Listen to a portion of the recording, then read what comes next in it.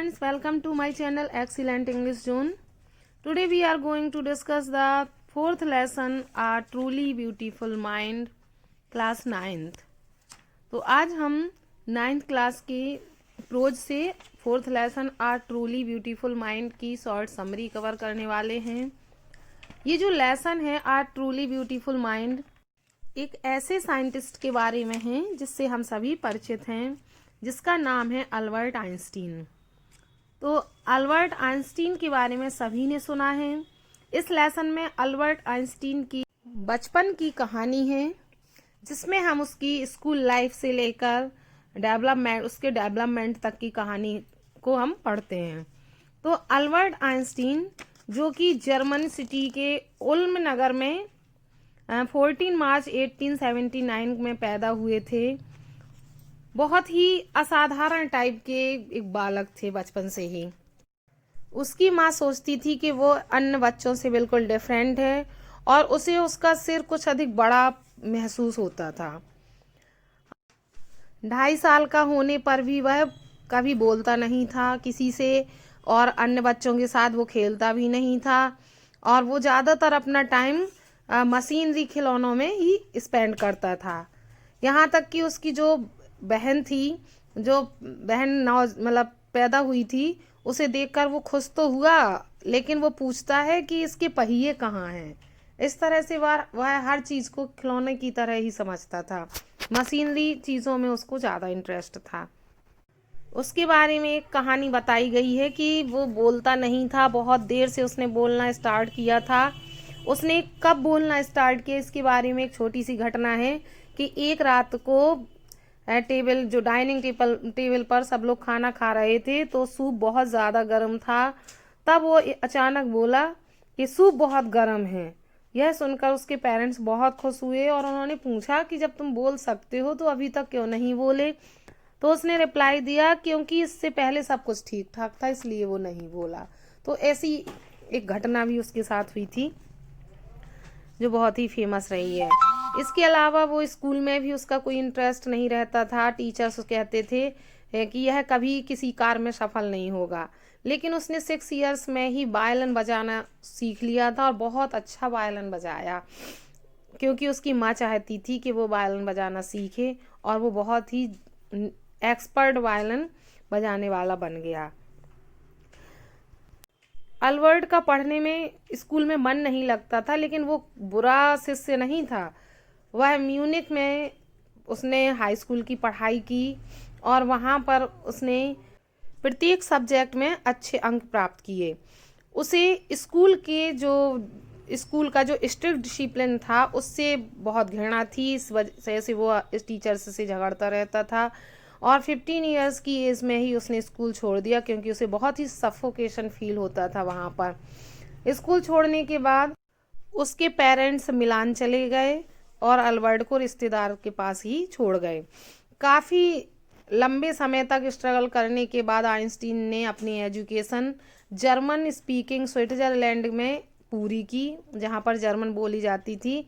वहाँ म्यूनिख की तुलना में वहाँ पर जो कॉलेज था, वहाँ के लोग बहुत ही उदार थे और वहाँ का डिसिप्लिन इतना स्ट्रिक्ट नहीं था। किसी भी तरह से उसने अपनी एजुकेशन पूरी की। आइंस्टीन मैथ में बहुत ही शार्प थे और फिजिक्स में भी उन्हें बहुत इंटरेस्ट था। ज्यूरिख यूनिवर्सिटी में उन्होंने आगे की पढ़ाई करने का निश्चय किया और उन्होंने कई सब्जेक्ट्स में अपना इंटरेस्ट दिखाया। ज्यूरिच यूनिवर्सिटी में उनकी फ्रेंडशिप मिल्वा मैरिक से हो गई, जो सर्बिया की निवासी थी और स्विट्जरलैंड में पढ़ाई करने आई थी, क्योंकि वहाँ पर लेडीज़ के लिए डिग्रीज हासिल करने की सुविधा थी। तो आइंस्टीन को लगा कि वह उसके विचारों से सहमत है और जो कल्चरलेस जो पीपल थे वहाँ पर यूनिवर्सिटी में, उसके रिलेटिव्स में, उनके खिलाफ वह उसका साथ देगी। इसलिए दोनों में बहुत ही अच्छी दोस्ती हो गई और दोनों की दोस्ती आपस में प्रेम में बदल गई और दोनों ने शादी करने का निश्चय किया। आइंस्टीन ने अपनी फीलिंग्स को साइंस की लैंग्वेज में ही एक्सप्रेस करते हुए कहा, how happy and proud I shall be when we both have brought our work on relativity to a victorious conclusion. जब उसने कहा कि मुझे बहुत ही खुशी होगी, गर्व होगा जब हमारा जो रिलेटिविटी का सिद्धांत है वो निष्कर्ष पर पहुंच जाएगा, सफल हो जाएगा। इस तरह से वो प्रेम की बातें भी साइंस की लैंग्वेज में ही करते थे। 1900 में 21 की एज में आइंस्टीन ने यूनिवर्सिटी डिग्री हासिल कर ली और 1902 में बर्न में पेटेंट ऑफिस में उसे टेक्निकल एक्सपर्ट की एक जॉब मिल गई, जहां पर उसका कार्य जो इन्वेंशंस थे उनको एग्जामाइन करना था। लेकिन सीक्रेटली उसने अपने थॉट्स को डेवलप किया और उसने अपनी ही दराज में, ड्रॉयर में बहुत सारे प्रिंसिपल्स को, फिजिक्स के सिद्धांतों को लिख कर रखा। और वो हंसी हंसी में ये कहता भी था कि his desk dryer at work the bureau of theoretical physics. इस तरह से वो कहता था कि हंसी में कि उसकी जो ड्रॉयर है वो तो सैद्धांतिक भौतिकी की दराज है, क्योंकि वो भौतिकी पर बहुत सारे सिद्धांत लिख लिख कर वहाँ पर रखता था।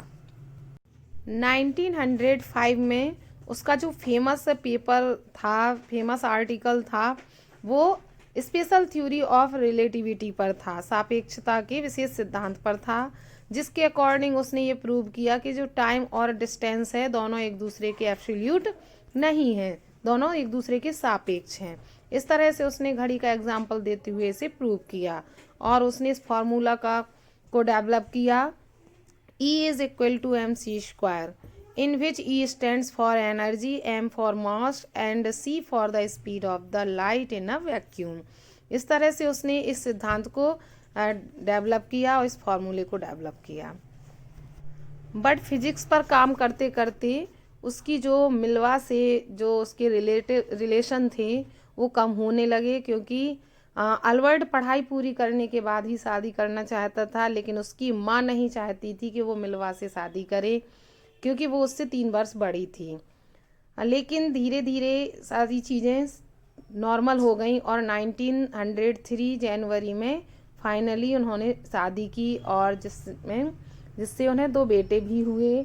लेकिन ये जो पेयर था वो ज़्यादा समय तक सक्सेस नहीं रहा। 1919 में उनका डिवोर्स भी हो गया और उसके बाद आइंस्टीन ने अपनी कजिन एल्सा से शादी की और उसके बाद आइंस्टीन की लाइफ का न्यू चैप्टर स्टार्ट हुआ और उसकी जो प्रसिद्धि थी, रेपुटेशन थी, वो दिनों दिन बढ़ती गई। 1915 में उसने रिलेटिविटी पर अपने सिद्धांत पर न्यू इंटरप्रिटेशन दी, नई व्याख्या दी उसने। 1919 में उसने सन एक्लिप्स से ये प्रूव कर दिया कि ये बिल्कुल सही है, एक्यूरेट है।